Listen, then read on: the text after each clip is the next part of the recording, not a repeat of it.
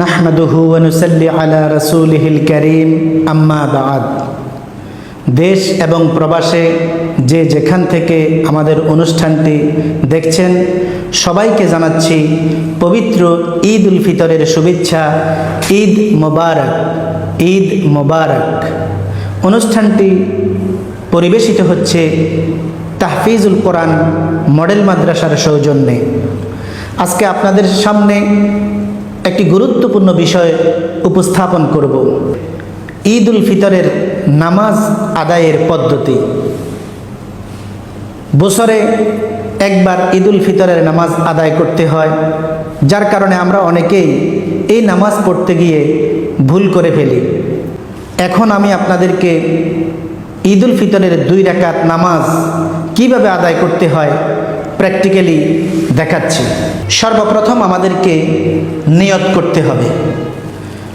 আরবি নিয়ত যদি আমরা করতে পারি আলহামদুলিল্লাহ ভালো, আর যদি আমরা আরবি নিয়ত না পারি তাহলে বাংলা নিয়ত করলেই চলবে। আসলে নিয়ত হচ্ছে অন্তরের সংকল্প, নিয়ত হচ্ছে মনের কামনা বাসনা। আমি আমার অন্তরে যে জিনিস কল্পনা করি, যে জিনিস বাস্তবায়ন করার জন্য সংকল্প করি, সেটাই মূলত নিয়ত। তারপরেও আমরা বাংলাতে নিয়ত করতে পারি। মহান আল্লাহ রাব্বুল আলামিনের সন্তুষ্টি লাভের জন্যে ঈদ উল ফিতরের 2 রাকাত ওয়াজিব নামাজ 6 তাকবীরের সাথে এই ইমামের পিছনে আদায় করতেছি। আল্লাহু আকবার। তাকবীরে তাহরিমা বলে আল্লাহু আকবার বলে আমরা হাত বাঁধলাম। হাত বেঁধে অন্যান্য নামাজের মতো আমরা সানা পড়ব। সানা সুবহানাকাল্লাহুম্মা ওয়া বিহামদিকা ওয়া তাবারাকা ইসমুকা ওয়া তাআলা জাদ্দুকা ওয়া লা ইলাহা গায়রুক।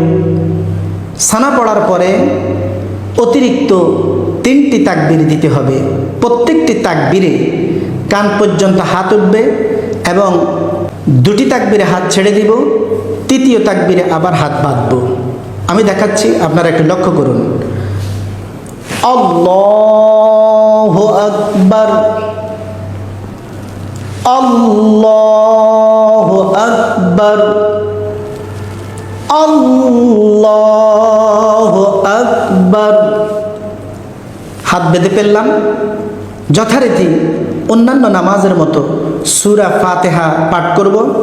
সূরা ফাতিহা পাঠ করার পরে সূরা ফাতিহার সাথে অন্য যে কোনো একটা সূরা আমরা মিলাবো। সূরা শেষ করার পরে আমরা রুকুতে চলে যাব। আল্লাহু আকবার। সুবহান রাব্বিয়াল আযীম, সুবহান রাব্বিয়াল আযীম, সুবহান রাব্বিয়াল আযীম। সামিআল্লাহু লিমান হামিদা, রব্বানা লাকাল হামদ। এরপরে আমরা সেজদা করব। 2টি সেজদা করে আবার দাঁড়িয়ে যাব। দাঁড়িয়ে অন্যান্য নামাজের মতো আবারও আমরা সূরা ফাতিহা পাঠ করব এবং সূরা ফাতিহার সাথে অন্য একটা সূরা মিলাবো। সূরা মিলানোর পরে রুকুতে যাওয়ার পূর্ব মুহূর্তে আমরা আবার 3টি অতিরিক্ত তাকবীর দিব। আল্লাহু আকবার, আল্লাহু আকবার, আল্লাহু আকবার। 3 তাকবীর বলার পরে 4র্থ তাকবীর বলে আমরা রুকুতে যাব। আল্লাহু আকবার। সুবহান রাব্বিয়াল আযীম, সুবহান রাব্বিয়াল আযীম, সুবহান রাব্বিয়াল আযীম। সামিআল্লাহু লিমান হামিদা, রব্বানা লাকাল হামদ। এরপরে আমরা আবারও 2টা সেজদা করব।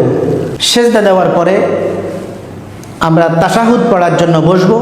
আত্তাহিয়াতু পড়ব, দরুদ শরীফ পাঠ করব, দোয়ায়ে মাসুরা পাঠ করব। এরপরে সালাম ফিরাবো। ডান দিকে আসসালামু আলাইকুম ওয়া রাহমাতুল্লাহ। এরপরে বাম দিকে সালাম ফেরাবো, আসসালামু আলাইকুম ওয়া রাহমাতুল্লাহ। সালাম ফিরানোর পরে ইমাম সাহেব খুতবা দিবেন। ঈদ উল ফিতরের দুটি খুতবা, প্রথম খুতবা এবং সানি খুতবা। খুতবা শোনা, খুতবা শ্রবণ করা মুসল্লিদের জন্য খুবই গুরুত্বপূর্ণ। এই জন্য খুতবার সময় কোনো কথা বলা যাবে না। আমাদের দেশে অনেক সময় খুতবা দেওয়ার সময় খুতবা চলাকালীন মসজিদের জন্য কালেকশন, ইমাম সাহেবের জন্য কালেকশন, দেখা যাচ্ছে যে মানুষ কালেকশন নিয়ে ব্যস্ত হয়ে যায়, খুতবা শোনার আর সুযোগ পায় না। খুতবা খুবই গুরুত্বপূর্ণ বিষয়। খুতবা দেওয়ার সময় কোনো কাজ করা যাবে না, মনোযোগ সহকারে খুতবা শ্রবণ করতে হবে। খুতবা শেষ করার পরে ইমাম সাহেব মুসল্লিদেরকে নিয়ে তাওবা করবেন, ইস্তেগফার করবেন, মুনাজাত করবেন, আল্লাহর কাছে কায় মনোবাক্যে ফরিয়াদ করবেন, তাওবা করবেন। মুনাজাত শেষ করার পরে আগত মুসল্লিরা সবাই সবার সাথে কোলাকুলি করবে, একে অন্যের সাথে বুকের সাথে বুক মিলাবে, অন্তরের সকল হিংসা বিদ্বেষ দূরীভূত করে, সকল অন্তরের সকল কপটতা দূর করে, সংকীর্ণতা দূর করে, আমির ফকির ধনী গরিব একসাথে সবাই সবার সাথে বুক মিলাবে। এইভাবে করে ঈদের নামাজ শেষ করতে হয়।